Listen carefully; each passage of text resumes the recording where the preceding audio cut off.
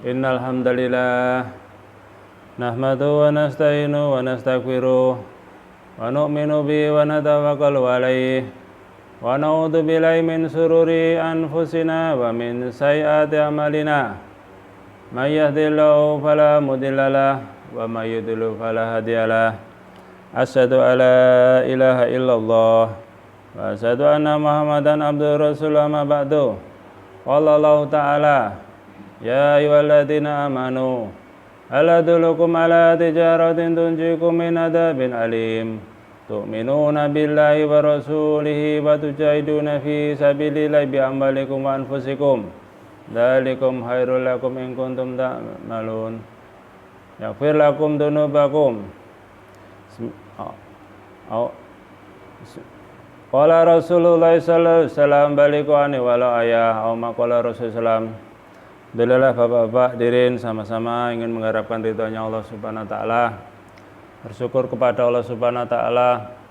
Allah Subhanahu wa taala memberikan kita kesehatan badan, memberikan kita petunjuk hidayah.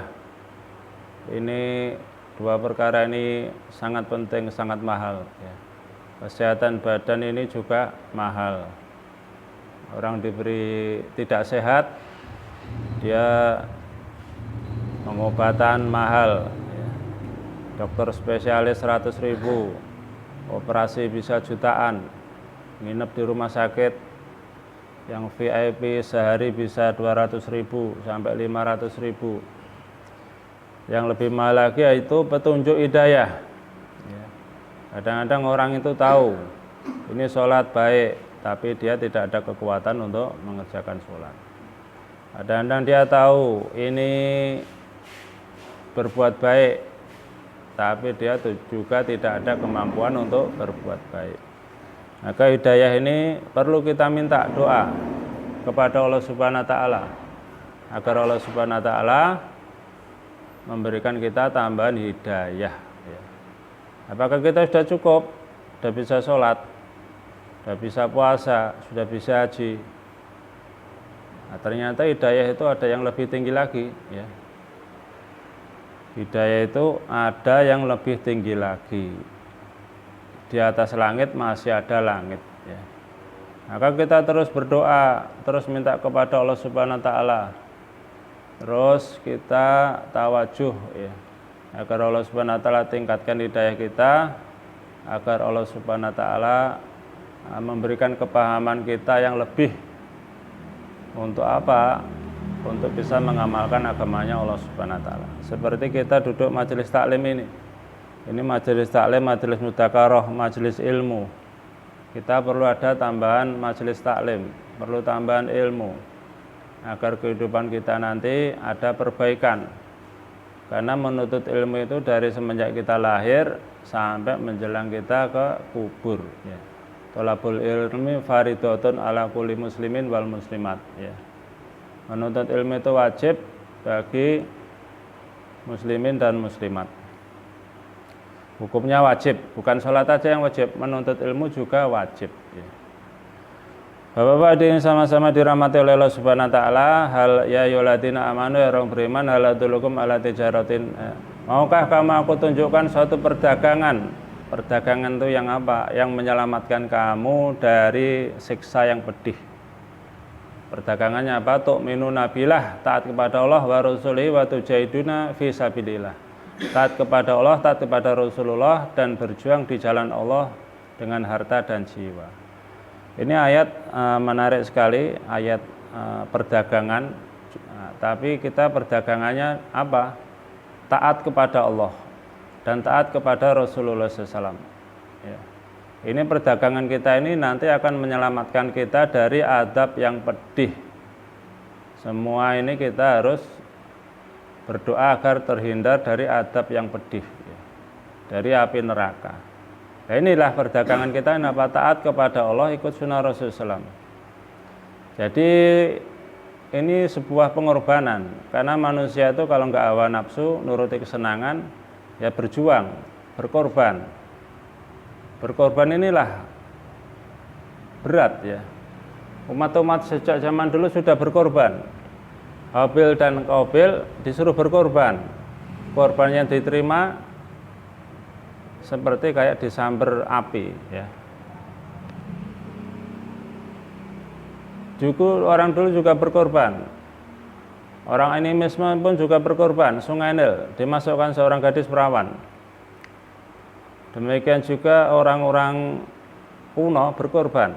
Para nabi, para rasul berkorban. Nabi Ibrahim berkorban. Bahkan korban yang paling besar, paling berat, anaknya sendiri diperintah untuk memotong.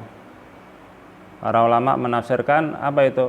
Memotong kecintaan dunia, ya. Memotong kecintaan dunia, disembelih kecintaan dunia, kecintaan kepada anak disembelih agar apa? Total menghamba kepada Allah. Dan ini sebuah perdagangan. Ya ayyuhalladzina amanu, maukah kau tunjukkan suatu perdagangan? Taat kepada Allah, taat pada Allah total, ya. Taat kepada Allah total, totalitas, ya. Full. Taat kepada Rasulullah juga totalitas. Kita ikuti semua suri teladan beliau yang baik, ya. Yang enggak baik enggak ada, semua baik. Apa yang di dalam diri Rasulullah adalah suri teladan yang baik. Dan berjuang di jalan Allah. Inilah termasuk pengorbanan bi amwalikum wa anfusikum, dengan harta dan dirimu sendiri. Kadang-kadang kita susah cari duit sana kemari sehingga ada kecintaan kita kepada harta benda duit. Itu kita korbankan. Kadang-kadang kita cinta dengan waktu kita, kesempatan kita, kesehatan kita. Nah, waktu kita, kesehatan kita korbankan. Ini namanya pengorbanan, ya. Inilah tema kita karena sebentar lagi kita ada Hari Raya Kurban, ya. Hari Raya Kurban ini identik dengan kita korban binatang ternak, sapi, kerbau, lembu, kambing, ya.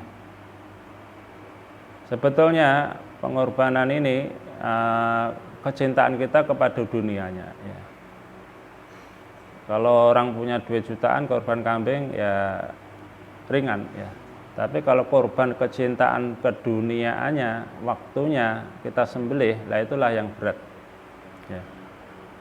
Maka ini ada ya, yang diterima ini bukan darah dan dagingnya, tidak dalam suatu ayat itu, tapi kecintaan kita kepada Allah, kesungguhan kita mengabdi kepada Allah, itulah yang diterima.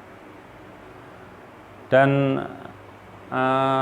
qudratullah, ya, takdir Allah nanti kita korban ada perbedaan, ya, delalah kersane Allah, ya. Di Indonesia ada perbedaan, ada yang tanggal 9, ada yang tanggal 10, ya.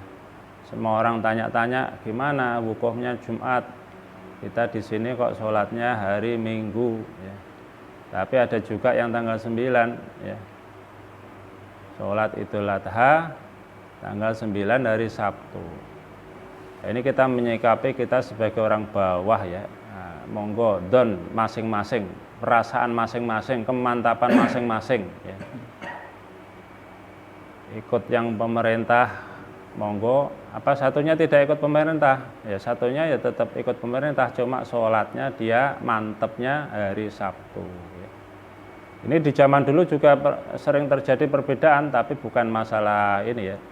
Satunya kunut, satunya enggak kunut. Bahkan Imam Syafi'i suatu ketika datang ke masjidnya yang bermadhab Imam Malik. Imam Malik itu padahal gurunya sendiri.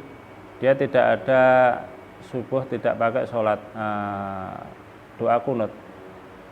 Dia ngimami di situ karena dia seorang ulama dihormati. Dia juga tidak pakai kunut. Enggak masalah.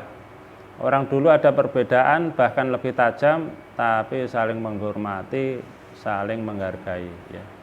Ini karena apa? Karena mereka paham pasti ada khilafiyah.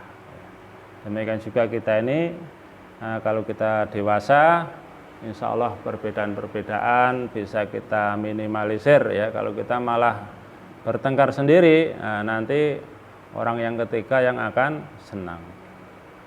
Insya Allah, Bapak Ibu, ya, ini semoga sedikit ini bisa menambah kita intisari dari pengorbanan, yaitu kita korbankan hawa nafsu kita, kesenangan kita untuk mendapatkan kesenangan Allah dan kesenangan Rasulullah sallallahu alaihi wasallam.